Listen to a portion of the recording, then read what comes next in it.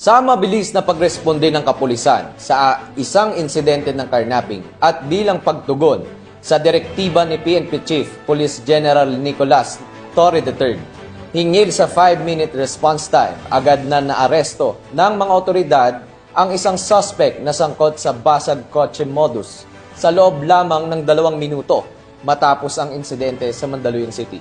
Ang tagumpay na ito ay patunay ng determinasyon ng pambansang pulisya sa napalakasin ang police visibility at epektibong crime response sa pamamagitan ng pinaigting na presensya sa mga lansangan.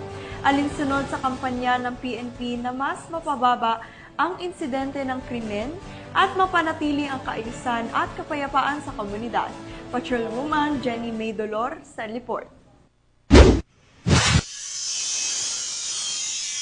Walang takas ang sospek sa pagnanakaw sa isang kotseng nakaparada lamang sa parkingan sa kahabaan ng Boni Avenue, Barangay Plainview, Mandaluyong City.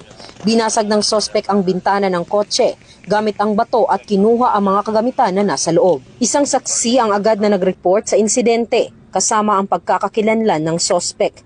Na agad namang narespondihan ng mga tauhan ng SWAT mula sa Mandaluyong City Police Station na nasa routine patrol sa nasabing lugar bilang bahagi ng pinalakas na visibility ng pulisya ng EPD at ang 5 minutes response time na ipinapatupad ng PNP para sa mabilis at epektibong tulong ng pulisya. Agad na kumilos ang mga kapulisan na nagresulta sa pagkakaaresto ng sospek na kinilalang si alias Lex, 43 anyos, residente ng Barangay Mauway, Mandaluyong City. Nabawi naman ang mga ninakaw na kagamitan. Agad pinagbigay alam ng kapulisan sa may-ari ng kotse ang pangyayari. Very na-appreciate ko po sobra yung pabilis na pag-action yung mga pulis. Kasi talagang hinanap nila ako kasi wala ko dun sa area nung pinangyari. So, ayun nga, talagang tinutuwa naman nila.